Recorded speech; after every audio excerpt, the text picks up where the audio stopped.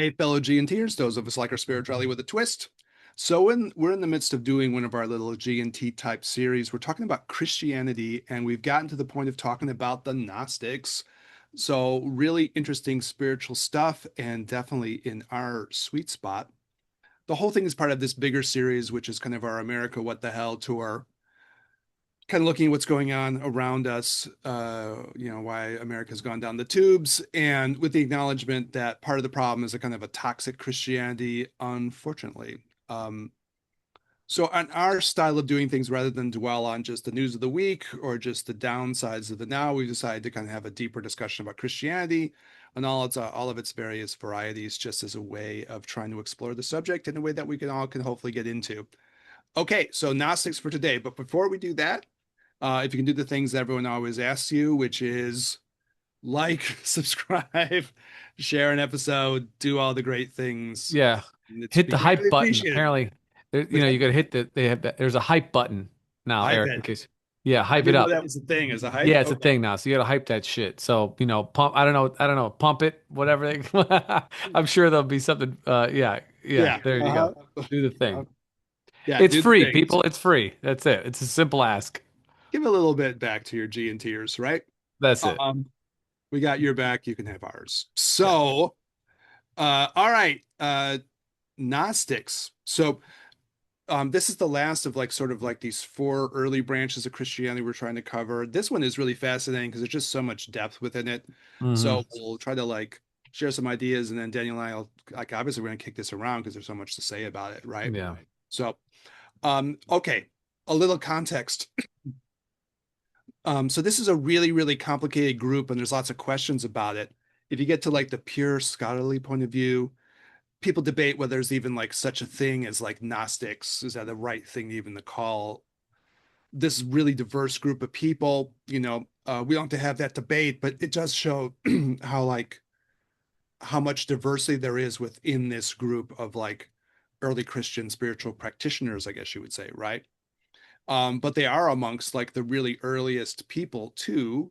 And as we talked about in different ways, really big in parts of like the Roman Empire and part of the parts of the Christian world, like really big in Egypt, maybe even going back to like some of the more mystery cult things that would come out of Egypt and things like that. Um, the other part about this is that they're kind of attacked and wiped out. To me, Daniel, this fits into the whole question of like those aggressive parts of the Christian tradition that want to turn on the other parts.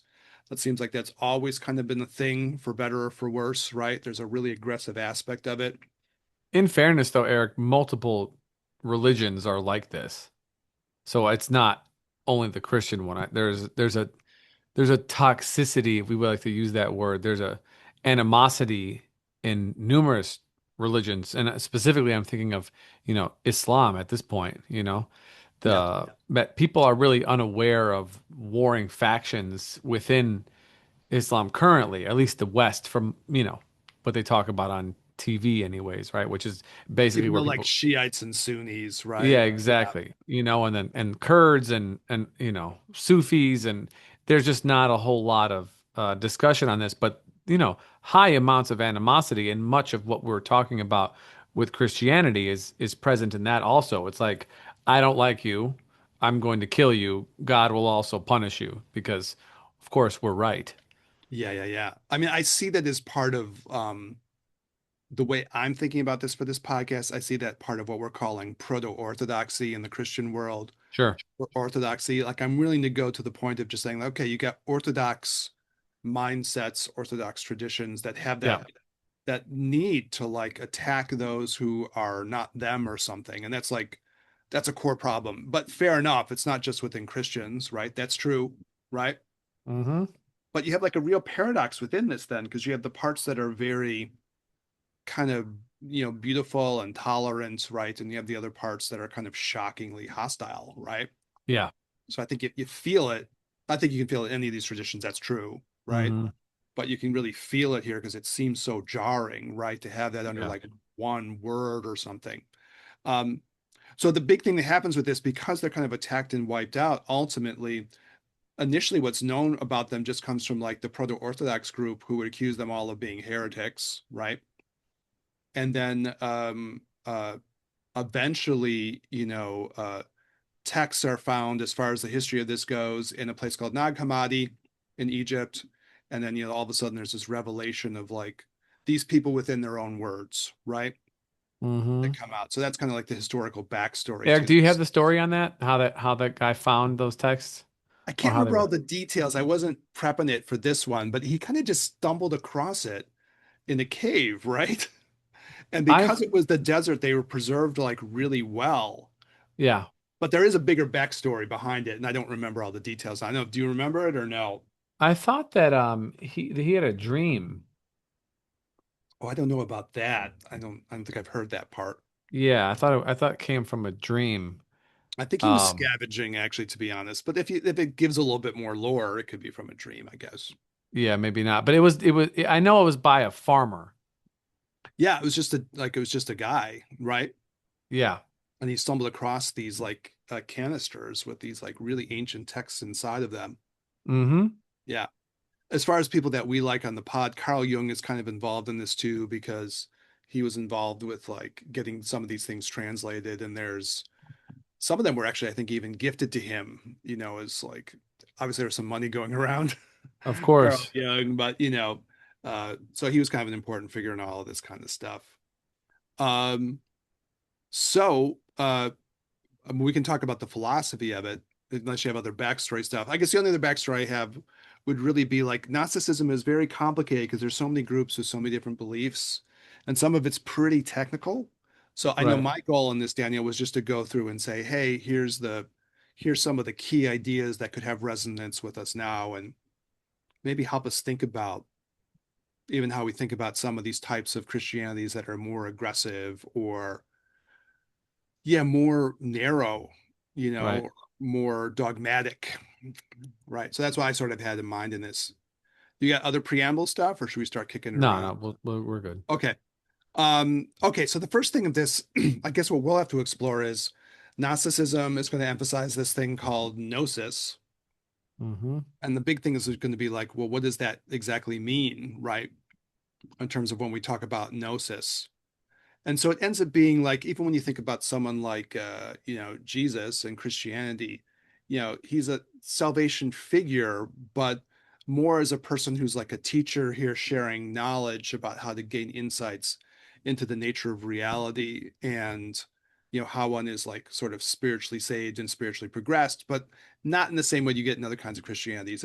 You're supposed to have some kind of insight or some kind of knowledge into something deeper about reality. It isn't based on like, I have faith in this person who was a sacrifice for my sin or something like that. Mm-hmm. Yeah. So, and I think that's like such an important point in Christianity because it ends up being, to my mind, so different. I know what you think about this, but to me, you know, to look at like this as being something more about knowledge and insight and gnosis as opposed to this idea that we're all here because someone is going to die for our sins or something. It's such a Mm. flip. The switch is so different. There's this Yeah. like meme out there where there's a woman who's explaining like what we might call like our proto-orthodox, our more conservative kind of versions of Christianity. Mm. And it's her talking, and there's a lot of reaction videos to it where people are kind of just sitting there with like puzzled expressions on their faces when you hear the actual thing, because it's kind of like God loves us but hates sin, she's explaining. So he makes us sinners. So then we're all going to get damned. Oh. But then he sends his son and then he Oh. kills him as a sacrifice. Ah. Oh, Oh. and if you believe that he was killed as a sacrifice, you're saved. If not, you're just potentially damned again. Mm. And then Conundrum. ultimately, yeah, it's really a twister. And then in the end, Jesus is going to come back and like in a big fiery shit show to punish everyone who didn't get it, and you're like, okay, that's pretty crazy sounding. And so when you get to the Gnostic part, I don't know. I think when I first started here, because I was raised Catholic, and when you get to like the Gnostic part, it's I don't know. It was sort of I remember talking to a friend of mine from grad school going, there's this thing called Gnosticism, and it's a completely different version of what all of this means. and I found it to be I don't know, very refreshing or something to me. I don't know. Do you have a reaction of how it felt to you when you first got into this? I felt very like, some of the emotional connection I had to the tradition like was able to kind of like be framed different, and it felt very good to me. Well, I'll take a slight detour to where when you first started talking about gnosis in general and how the kind of aspects of insight were present at the very beginning of, Christ's teachings and Mhm. how that sort of faded, as you could say, over time. Yeah. And there's a book that one Eric Baker sent to me for my birthday, uh, the Authentic Gate, that Uh, that talks about something like this, and he calls it like the ladder of, I don't know if he uses the term ladder, but like the steps or foundations of spiritual practice. And I may not get it perfectly right, so forgive me, author, if you ever listen to me. Um, the first part is faith. The second part is actually practice. The third part would be realization. The next part is like actualization, so the sort of stabilizing of one's realized moments. And then the fifth part is assimilation. If that, I believe that's yeah, it correct. sounds like that. Like it's a good list, anyways. It sounds like it would be something like that, right? Yeah. Even if it's not And like so every word isn't perfect, it makes sense. Yeah. yeah. And so faith is the beginning of these sort of steps in what we would consider like a spiritual practice overall. But that's the first step. It doesn't really become a practice until you start to practice. And what any tradition, not any tradition, but the Zen or the Buddhist tradition would consider, meditative practice as the next practice, which would then give you opportunity for direct experience, or what I was calling realization, they would call direct experience. And then as you have this, kind of regularly, then you will have a stabilization of this. This will be your like actualized process of being in that state more often than not. And then once it becomes more solid, then you assimilate it into your life, your direct experience of oneness, if you want to call it this, or God, or whatever. And then you live it essentially. And so I had been sort of walking around with this in my mind, is like faith is kind of like the foundation, because you do need some motivation to get you to the altar, if you will. Yeah, could you However, use it maybe a different word in that might be like God, faith has such a particular meaning, but it might be like confidence, sure, or the willingness to take a tumble at something. yeah, Right? yeah. No But matter what you I'm do in life, you're going to need that. Anyway, sorry, I didn't mean to kill your no, no, flow. you're good. Yeah. I'm using faith in this sentence because we are talking about faith in particular, or Hmm. faith around this person being Yeah. the way to heaven, the way to salvation, the way to oneness, the way to realization. Hmm. And that is not the end all be all.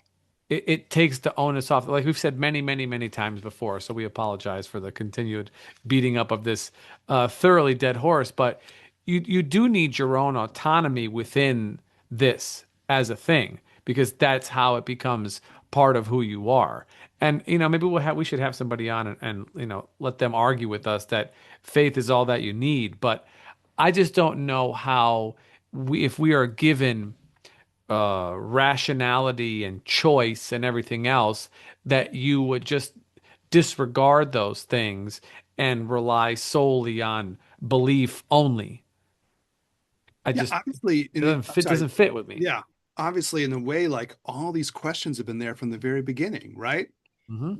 That's the thing that I guess that's kind of fascinating to me as someone who like cares about spirituality. And so this even these very early questions with people kind of like debating this, is it just because I believe a certain thing? Well, that's one thing to say. Is it because I have to like participate in acts, that are like rooted in that faith and make it more about practice? People have been debating this now for like 2000 fucking years. And it's like, again, one of my favorite people in the scholarly world of this is this Bart Ehrman, and he points this out too. From the very beginning, it's almost like there was this debate around these questions. You can Hmm. almost Hmm. again, like again, I've talked about it a little bit. I've made a trying to make a point of like listening to all the gospels. I don't have time to read them, but I can listen to them being read, and I've gotten up to like I skipped Luke. So I did Mark, Matthew, Luke I'll get back to because the first three are kind of the same. So I'm like doing a little bit of John, but I'm like, yeah, you can feel the tension in there between like, am I just supposed to believe something? You know? And that's the critique of the now almost, like, okay, I said I believe something and I go walk around acting like a dick. Okay, what? Because I believe something, that's all I have to do. Mm. It's a weird call. Yeah, but apparently it's been there from the beginning. Yeah.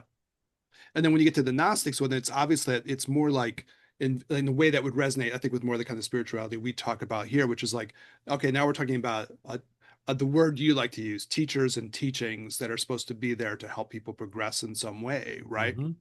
And now you have something different. So, yeah. Well, like I said before, for me, this was like a fresh glass of water into something, Mm.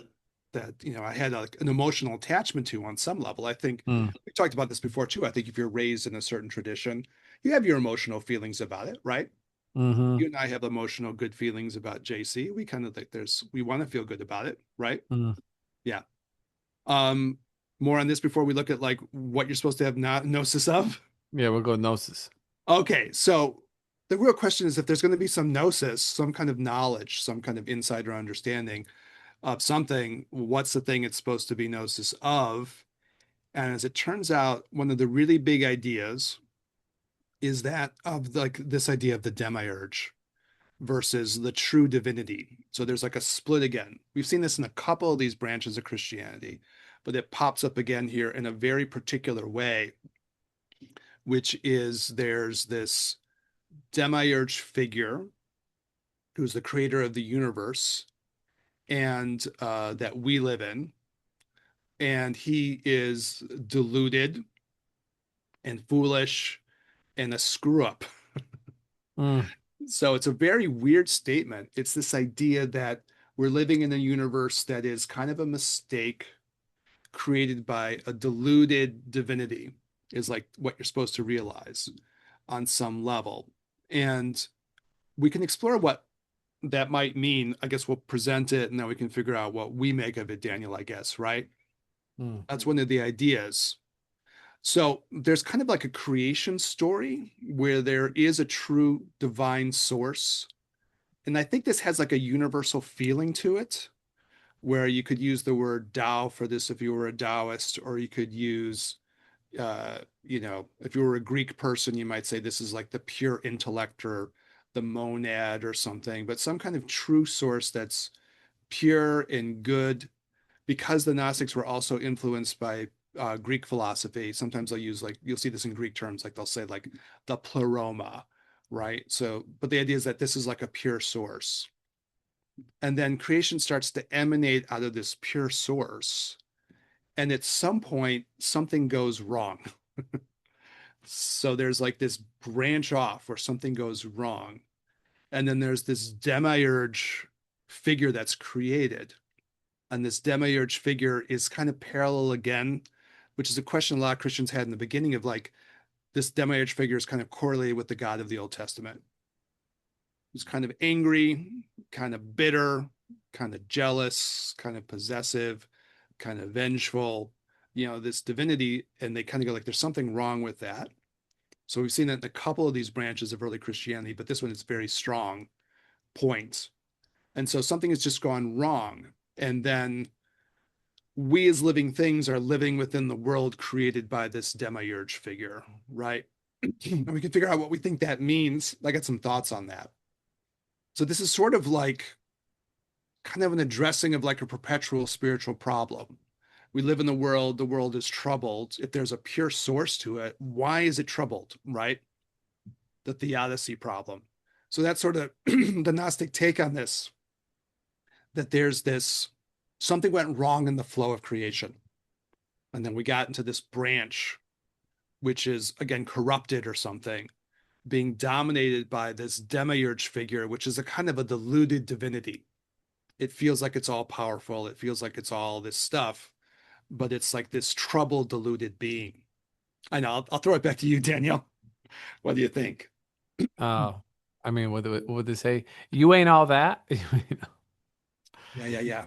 Yeah, I mean, I think there is good evidence to support their belief, especially when you're using the Old Testament as the foundation for that, right? Yeah. That version of God looks very different than in the New Testament. So, okay, fine.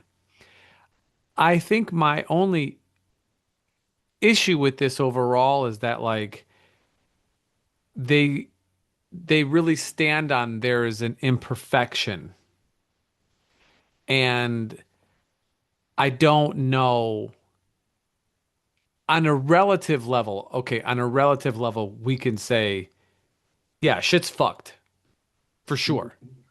There's lots of suffering.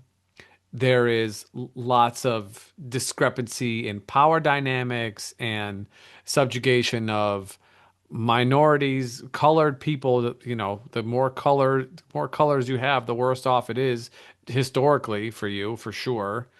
Um, you know, separation of powers and ability of people to live good lives. And okay, fine, but I also don't understand everything.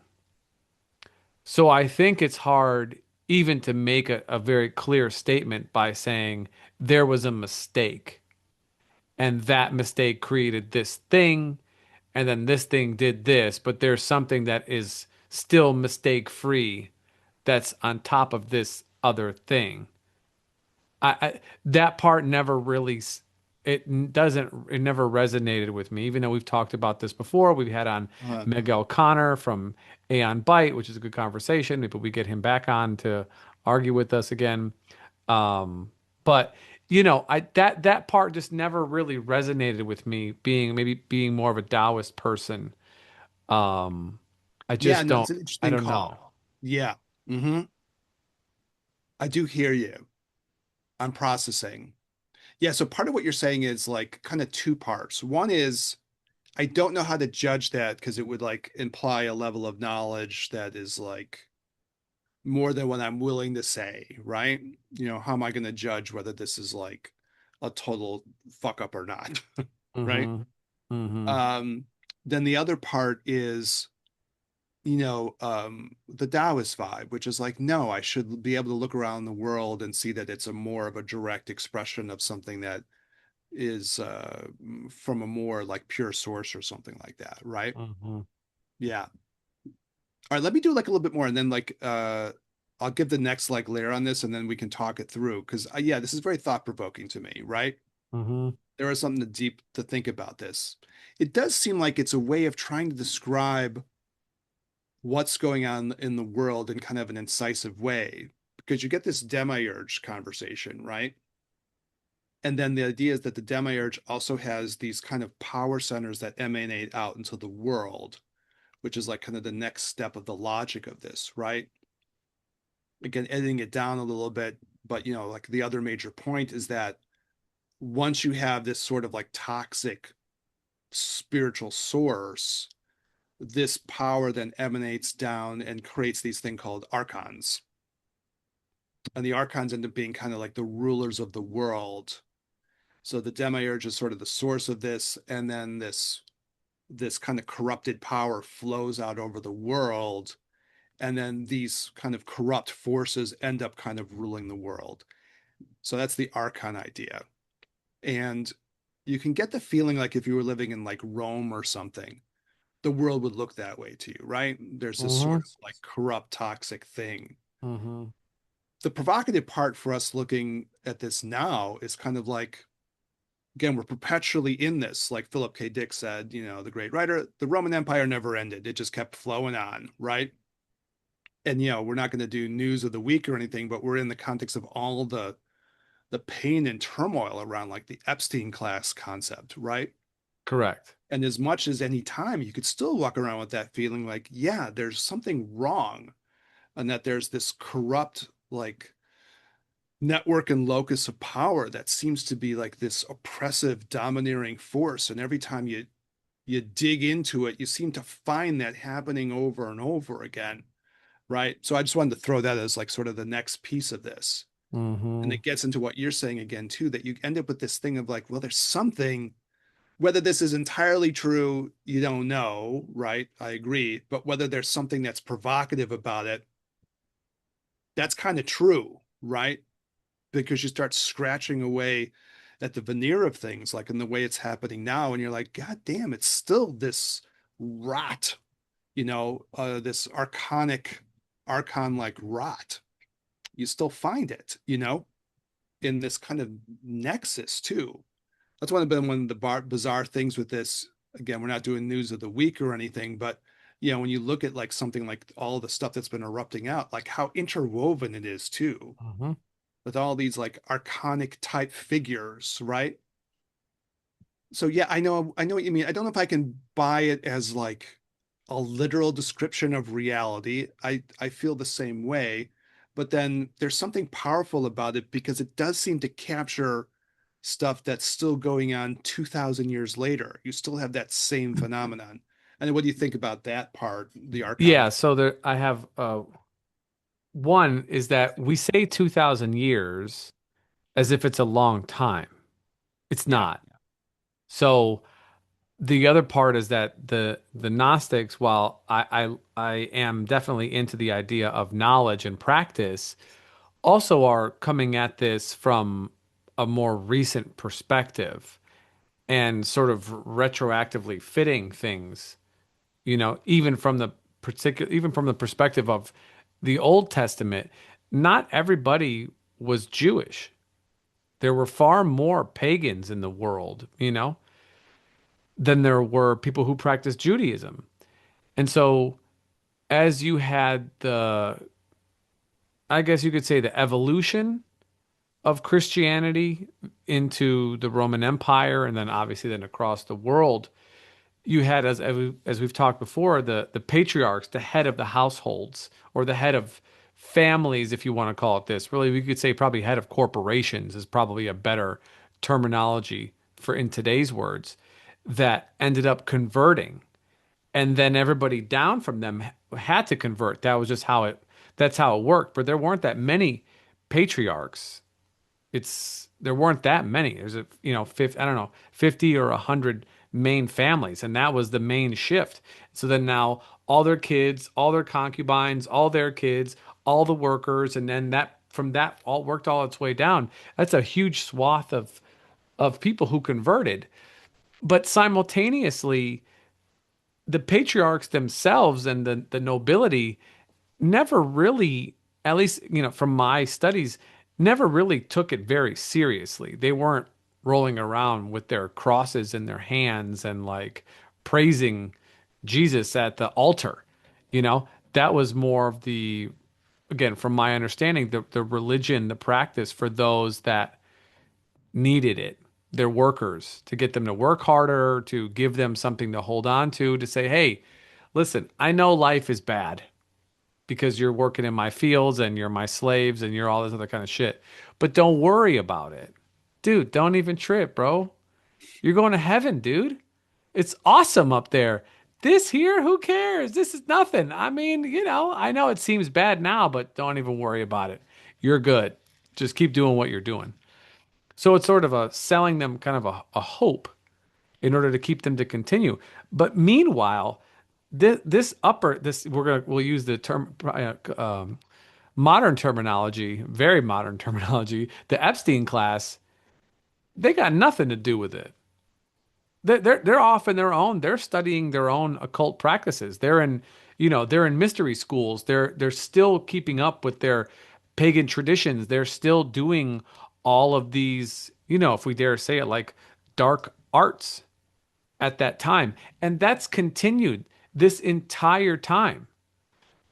And I don't know how long, I don't know how far back that goes. It goes back at least to the beginning of Christianity, at least, if not further. I don't know how much further. My knowledge of history is okay, but not that good from the occult perspective.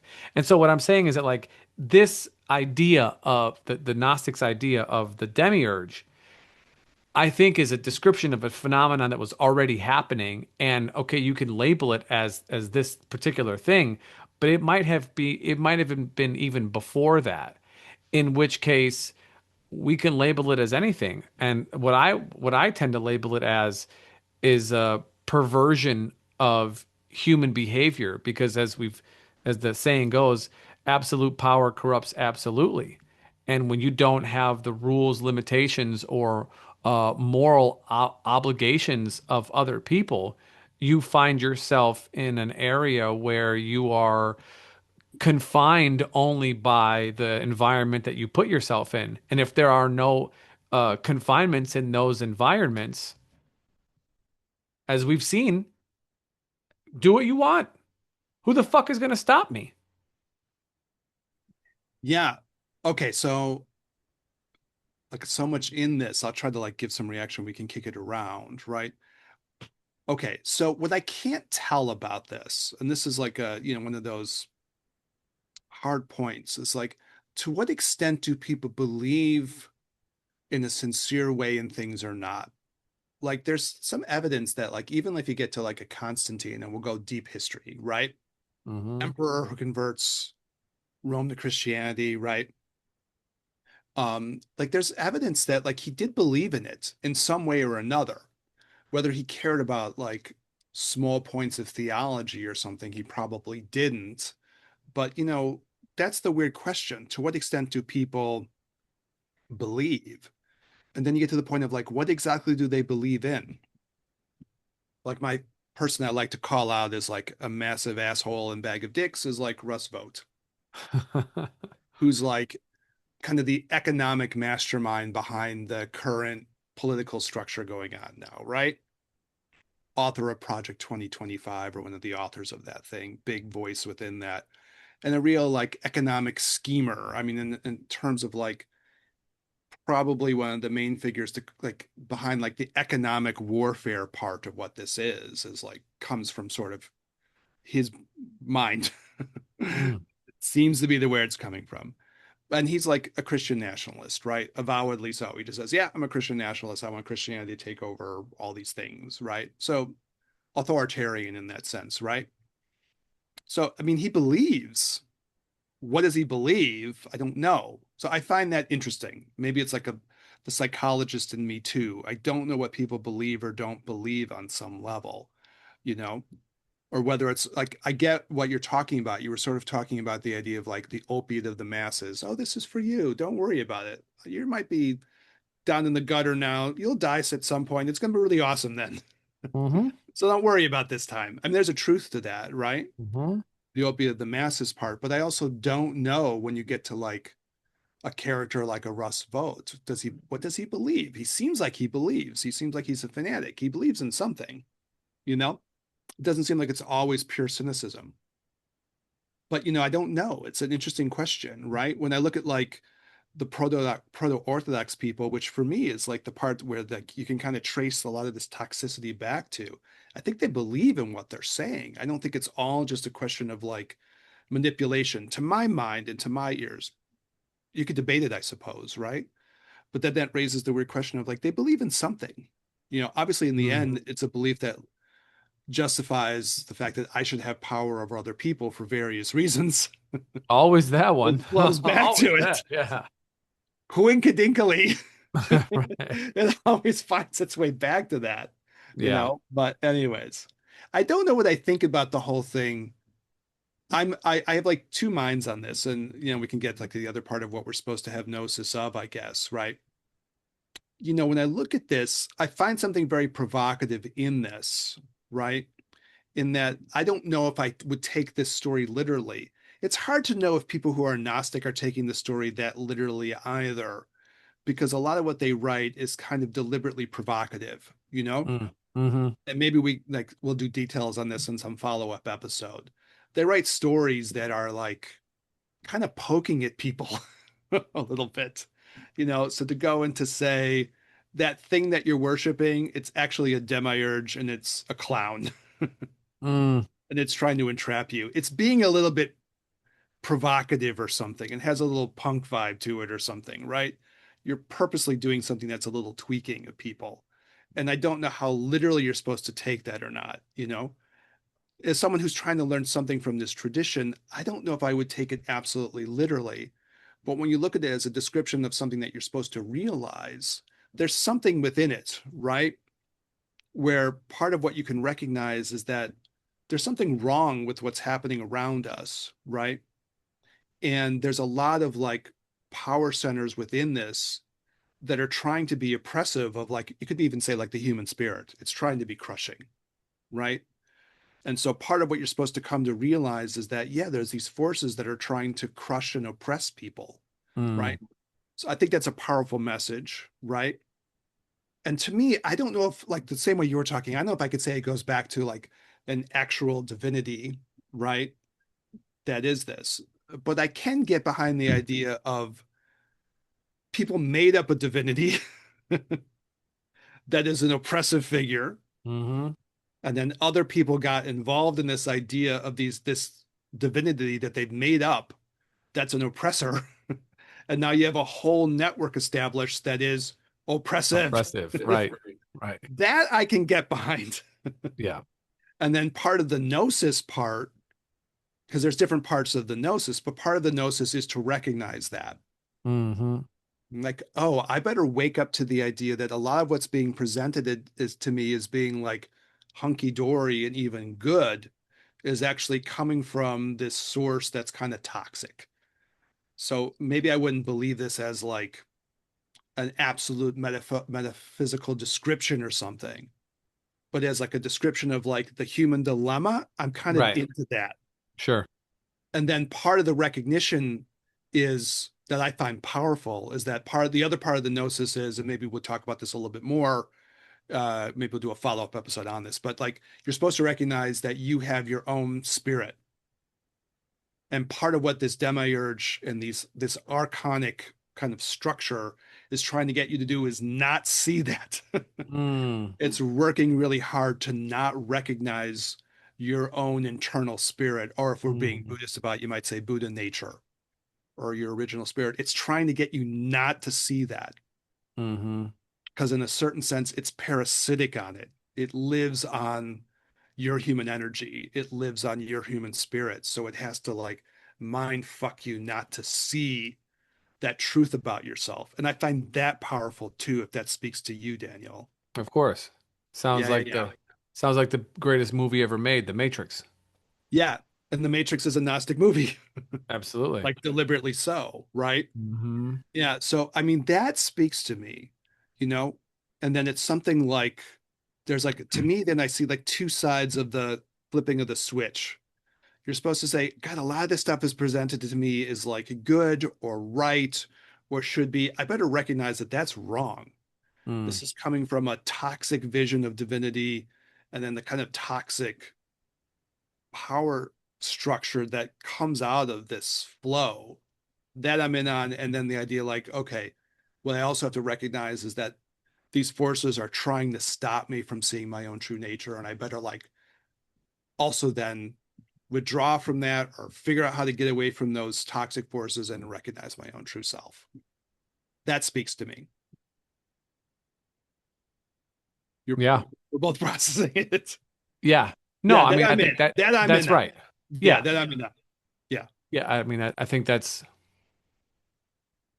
yeah. I mean, there's not, I don't think there's much art. I mean, if you're into reflection, introspection, you believe that the world is more than just gears and balls colliding with each other.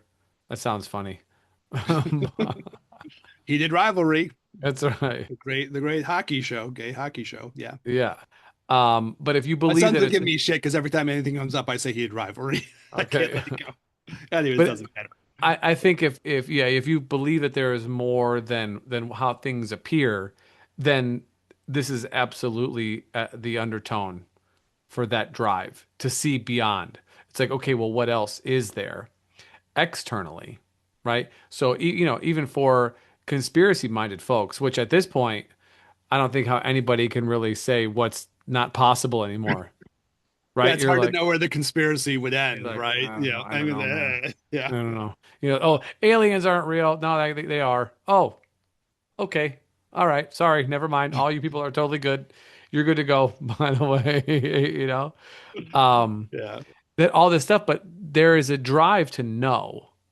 There's a drive to know. And the hope, at least for me, I don't know, to find more common ground with those people would be to get them to take that external drive and turn it back inwards on themselves. Then we would be the same, really.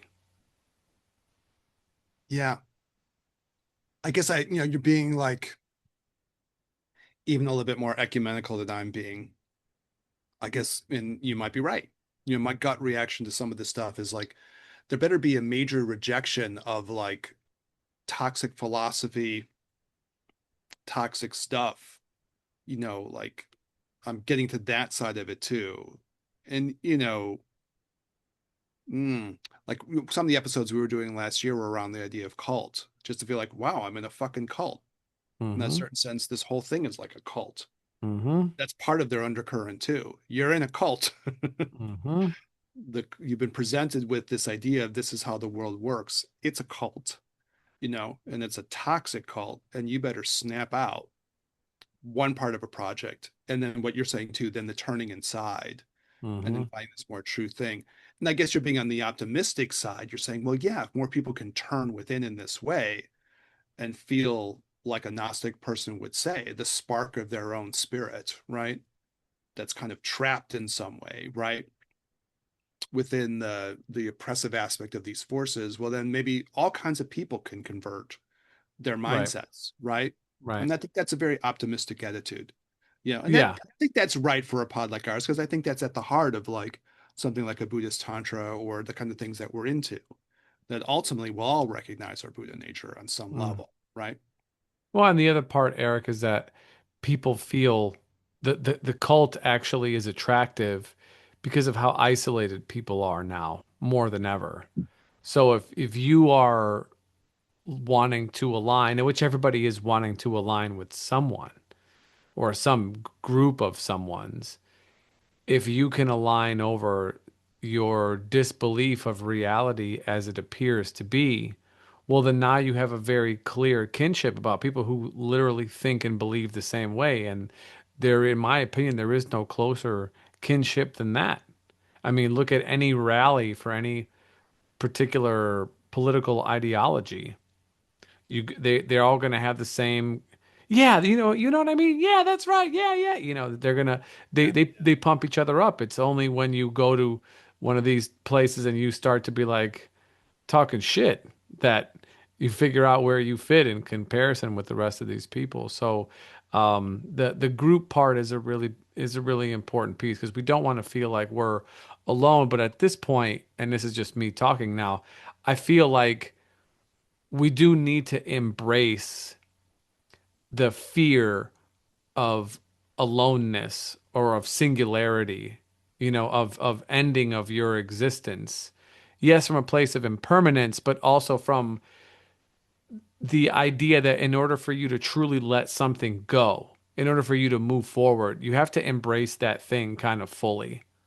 And so, if in order for us to transcend the limitations that we have of our own individuality, I have to accept that I am an individual and that I'm connected to everything on an ultimate level, but on a relative level, I'm still me. You're still you. Whoever's listening to this is still them. And understand that my time here is limited and it is going to end. And then once I can kind of do that, then I actually have the opportunity, hopefully, to let that go while I'm still here. Because if I don't accept it, like it's like you talk about very regularly about being your most authentic self. Mhm. Because if you're not your most authentic self, there is no real growth because you're not allowing yourself to be fully in your own capacity. You can't change something if you're not that thing. And so what I'm saying is that you cannot let go, you can't move forward, you can't come together, all those things until you embrace all of it is the who you are. And that starts with your personality, all the other and your beliefs and everything else. And so if you can do that, then there's a hope that you might be able to turn turn your attention inward. But it's just not a large group of people who do that on a societal level, unfortunately, from my viewpoint. So for audience members who tune into us, we kind of get meta for a second. If you guys are doing that on your regular basis in your own life, man, like kudos to you. It's not an easy existence, and I think we try and share our own experience and how we see the world because we're wrestling with things just as everybody else is. And this is sort of our, living dialogue of our interaction with the world as people who really want to, and I don't mean to put words in your mouth, Eric, you could speak for yourself, but from my interpretation, as people who do want to find unity, as people who do want to experience the interconnectivity, the egolessness of existence on its fundamental level. And the last thing that I'll say is the other part that we don't have access to is infinity. And I don't mean infinity as in the infinite, I mean infinity as in time. Because what we find now as time is a drop in the bucket. And time from something that lives for 10,000 years, 100,000 years, a million years, 10 million years, whatever, they think time is very different. It's just the dilation is so different. So, them going into the 21st century is like, that's their morning. They haven't even had breakfast yet. Like it's nothing. And us, it's the ups and downs of all this madness. So it's hard to say what is good or bad from a societal humanity organism perspective because we're so drawn into the second by second ebbs and flows of things. I would love to know what it feels like to be a being who lives for a million years, to see the beings below me who are popping up and coming out of existence like electrons. My existence and my understanding would be infinitely different than those beings who pop up and erase themselves seconds later. Well, maybe I won't touch the time part. It's so uniquely you. But I do appreciate what you're saying. And I think, as we close this one out, Yeah, right? yeah, I think I really, like I definitely vibe with the idea like this, we do this little pod and it's kind of a reaching out to other people who are wrestling with the same questions, right? totally. You're not alone, right? And maybe what gets me about this is like time goes on, flittering my fingers here. But maybe some of the stuff has a perpetual quality to it. What I feel like I've learned in talking about this podcast and then talking with different people that I love and care about with these issues, is the one part is like there's an authenticity question, right? Hmm. You were using that word. I like to use it a lot earlier. So you're kind of saying, hey, you like to use that word. That's true. It's kind of like this idea of how do you become uh, the most true version of who you are. And there's always going to be these forces, whether we say demiurge or archon, that will try to oppress that. That's a thing, right? And maybe no matter how we flip through the times of things, whether we're Galactus or something, is that the Marvel character? Yeah, yeah, yeah, yeah, Eating universes or whatever. yeah, yeah. Or we're like, as the Taoists would say, a sparrow flying tree to tree. This problem is probably the same, right? Maybe it's a perpetual problem. And maybe what we can learn from the Gnostic kind of perspective, the parts that we've looked at so far would be like, yeah, it's being identified as part of the problem. There'll be forces that will try to delude you, right? Keanu Reeves.